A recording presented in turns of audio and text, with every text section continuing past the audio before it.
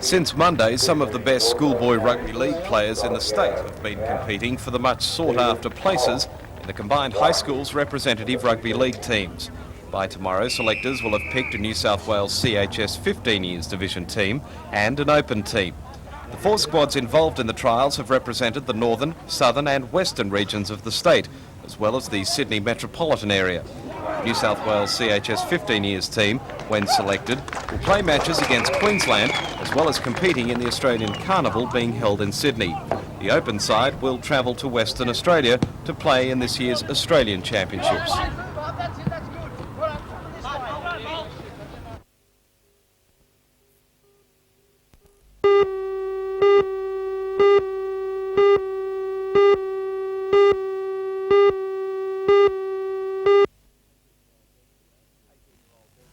18-year-old Desley Andrews is the captain of the New South Wales team. Others selected were her 15-year-old sister Shelley, as well as Karen Belcher and Jane Nixon, both 17. It's the second year in a row the 4 have been chosen in the state team. Last weekend they played for the Central East region, winning the New South Wales Under-18 State Championship.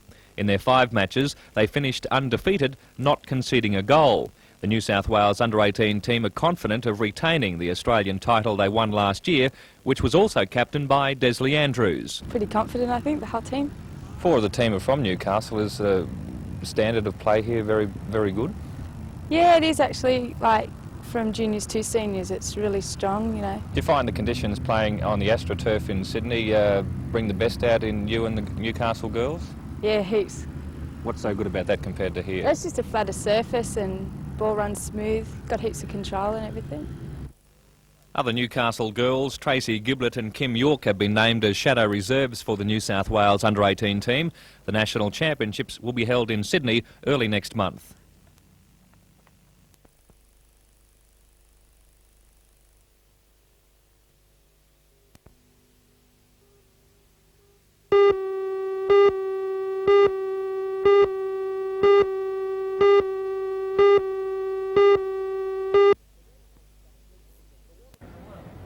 The Water Board strike will end at midnight. Members of the Wages Division of the Employees Association met this morning and decided to accept an Industrial Commission recommendation that they return to work. A report-back meeting will take place in the Commission before Deputy President Varnum this afternoon, at which it's expected an agenda will be drawn up for talks into outstanding matters in the dispute. With salaried workers already back, the Board's offices are open for business and the trades unions are expected to return throughout the day.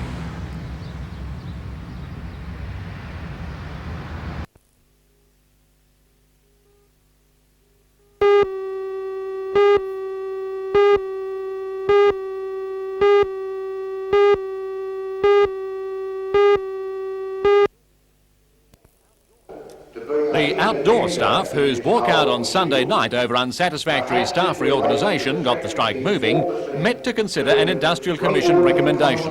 That was that they go back without bans and arrange a series of meetings with board management to settle their differences. It appears the intercession of Deputy President Varnum made all the difference, and the vote was to resume duties from midnight. Salaried division employees went back this morning, allowing board headquarters and suburban offices to open for business, and members of trades unions also resumed as the day proceeded. Breakdowns which were not considered health or property threatening now begin to be fixed, such as burst water mains and blocked screens at the Burwood Beach sewage treatment works, which were bypassed, allowing all matter into the sea. Now, under the supervision of Industrial Commission Deputy President Varnum, there'll be negotiations between worker and board.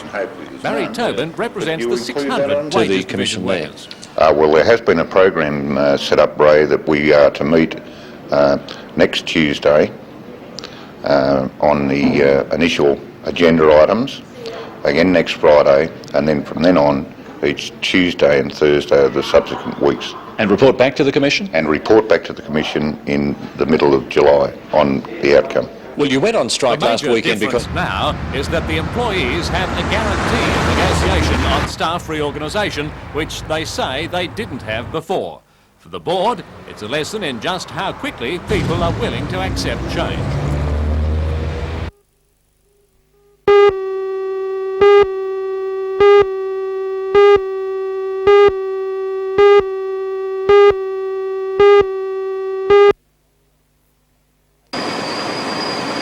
coal mines have closed throughout New South Wales in recent months, a grim warning to all sectors of the industry. The Joint Coal Board was so concerned that it compiled a report on the viability of individual mines. The details of the report are being kept secret for fear the board's Mayday message may prompt a knee-jerk reaction from some sectors of the industry. But Chairman of the board, Jack Wilcox, says the general picture is grim. The collieries most at risk of closure are all export mines producing steaming rather than coking coal. In the Northern District, including the Hunter Valley and Gunnedah, Mr Wilcox says up to 14 mines are dangerously close to going out of business. He says they are losing money and could shut down within a matter of months, with the loss of up to 2,000 jobs. He says the mines have been toughing it out for some time, but are fast reaching the end of the road. With one or two, the geology of the mines is the main problem, but most are suffering from the intensity of international competition. With prices set at a low level for the next 12 months following the last round of steaming coal negotiations, Mr Wilcox says reducing costs is the only solution. The government can reduce some expenses such as rail freight. The other major cost is labour. Barry Swan, the General Secretary of the Miners Federation, says the mining union awards must not be touched. He says, however, there are some practices outside the award that are causing price blowouts, and this is where the union would be willing to negotiate.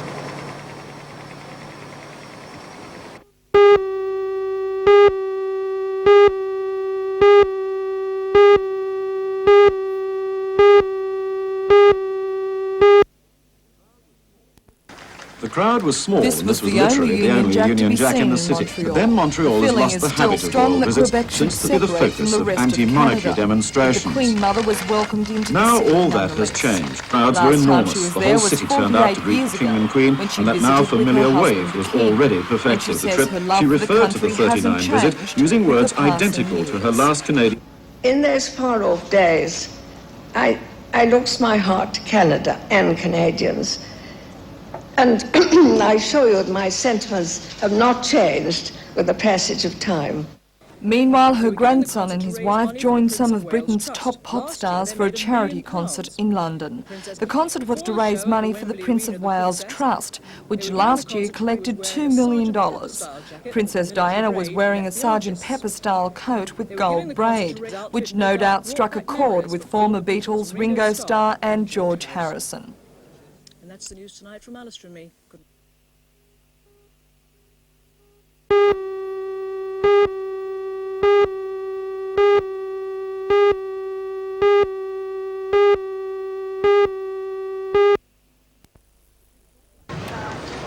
It's almost synonymous, the Queen's birthday and fireworks. For years, colourful displays have awed both young and old spectators, whether they stretched across the skies or on a smaller scale in the backyard.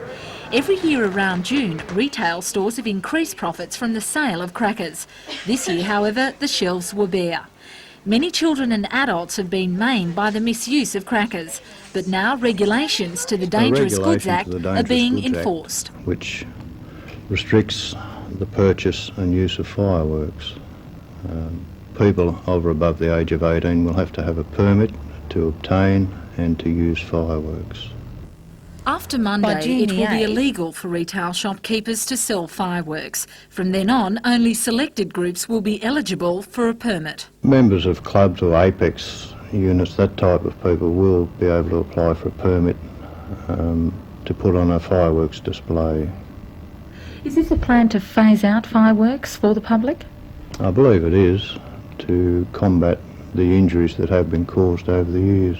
According to the new regulation, persons in possession of fireworks left over from last year must obtain a permit to ignite them. If they fail to do so and get caught, they'll be charged and penalised. There probably will be court action in relation to it, depending on the circumstances of the event. So from this June long weekend, fireworks are illegal? Fireworks are illegal unless you have a permit.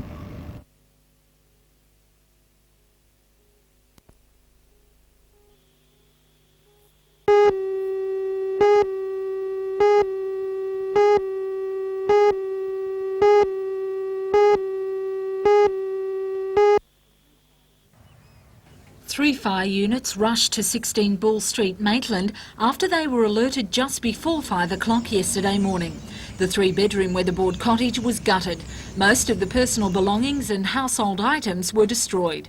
The house was occupied by a young married couple and their 3-year-old toddler and 6-month-old baby girl. A relative said the mother had noticed nothing wrong when she fed the baby at 3 a.m. But 2 hours later, her husband discovered the fire after he thought a light had been left on. All managed to escape to safety before the blaze took hold. The family had not insured their belongings and are now staying with relatives. It's believed the fire started from an electrical fault.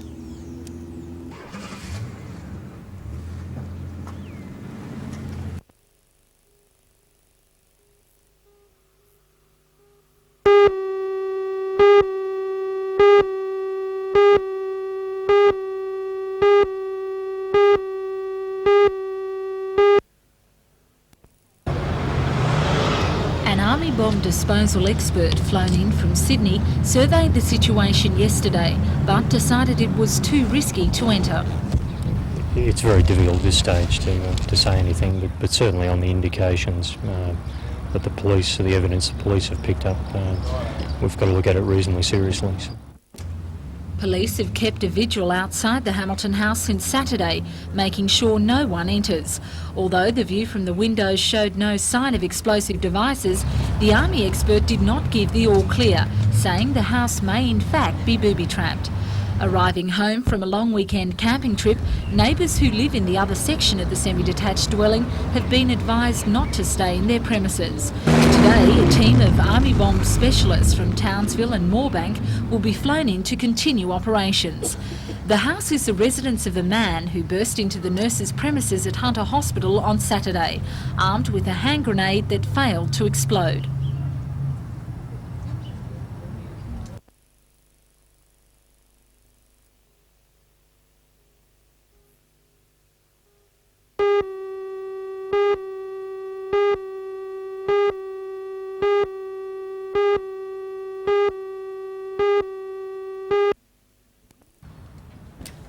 The grim discovery was made by the pensioner's grandson, who called in for a visit around noon yesterday. After no reply from the constant knocking on the door, the concerned grandson and a neighbour broke into the weatherboard house in Cameron Street. It was then that they found Jimmy Harvey dead on his bed with severe lacerations to the skull. Police and the scientific squad began questioning neighbours. Fingerprints were gathered while detectives began their search for the weapon. Late last night, police were questioning a 20-year-old man and 2 17-year-old juveniles, all from Carrington. The man and 1 juvenile were charged with murder, assault and robbery.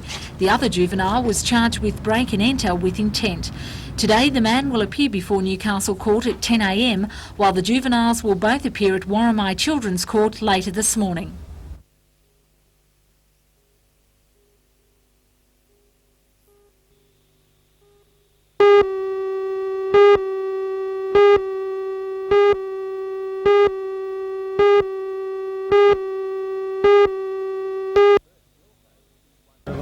Bert Gilholm will be 100 tomorrow. Today's trip to the Green is his first for 6 months because he says he's been too crook.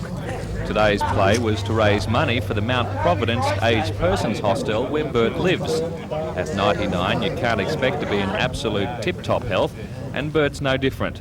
He's a bit hard of hearing, walks with the aid of a stick, and can't quite get all the way down to deliver the bowl. He might have bowled it a little short, but it wasn't bad for an old bloke who hasn't played for 6 months. According to his son Bob, old Bert's secret of longevity is probably a family trait. Oh, well, he was always a smoker until the last few years, but he never drank much, luckily. How long do you think he'll go for? Oh, a couple of years, probably.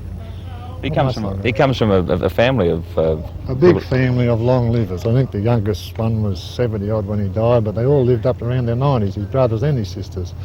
His uncle Bill lived, his brother Bill, he lived till he was 100, and then just after he reached 100 he went. Bert's main ambition at the moment is to live at least another 9 days. That'll mean he lived longer than his brother. Although 100 years might seem old to be still at the game of bowls, the record stands at 105 by a Queenslander. A big 100th birthday celebration with family and friends is planned for tomorrow. Everybody, every character.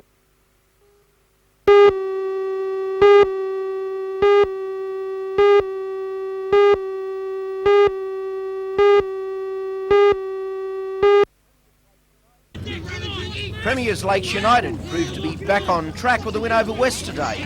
They took over in the forwards and displayed the form we always knew they had possessed.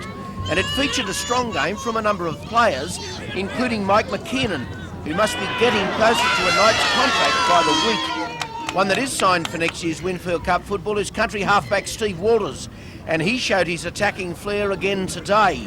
The ladder is still bunched, but some places have changed. South lead on 18, then Lakes on 16, Cessnock 15, Central Charlestown 14, West 13, Macquarie 10, Maitland 10, Waratah 9, North 4 and Kurri on 1.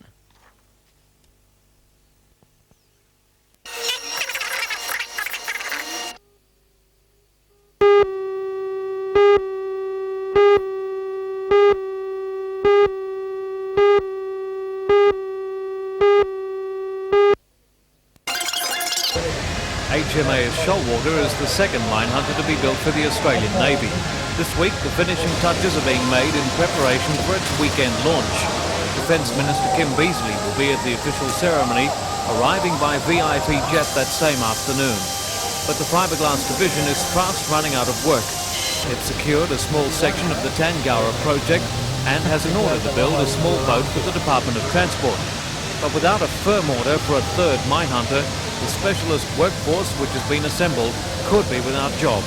I suppose the downside is that because of continuing tests and evaluation work that the Navy are doing, the downside would be that they were not prepared to do anything at this stage, which would mean that by, let's say, mid-September, we would have virtually retrenched all our staff from the fiberglass division. Carrington Slipways has already started ordering materials with a long lead delivery time after reaching agreement with the federal government last year. Both the government and Carrington's want to avoid a shutdown, which would add an estimated $2 million to the project. Both the workforce and management will be anxiously awaiting any announcement by Mr. Beazley this weekend.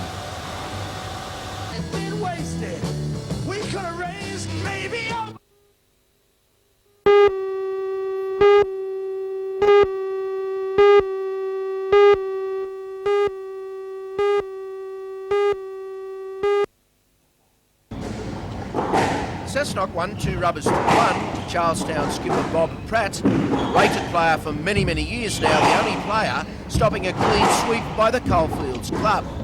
Pratt beat another long-serving top flight player in Les Darcy 3 games to 2 in a thriller. The other matches went in straight games to the Cessnock team. This action comes from a match between Brett Sweeney in the yellow and Peter Sanderson of Charlestown. David Farley defeated Rob Hardy in the other. The Toohey Super Squash Series has been an outstanding success, with the best players from Newcastle, the Lower Valley and the Central Coast involved.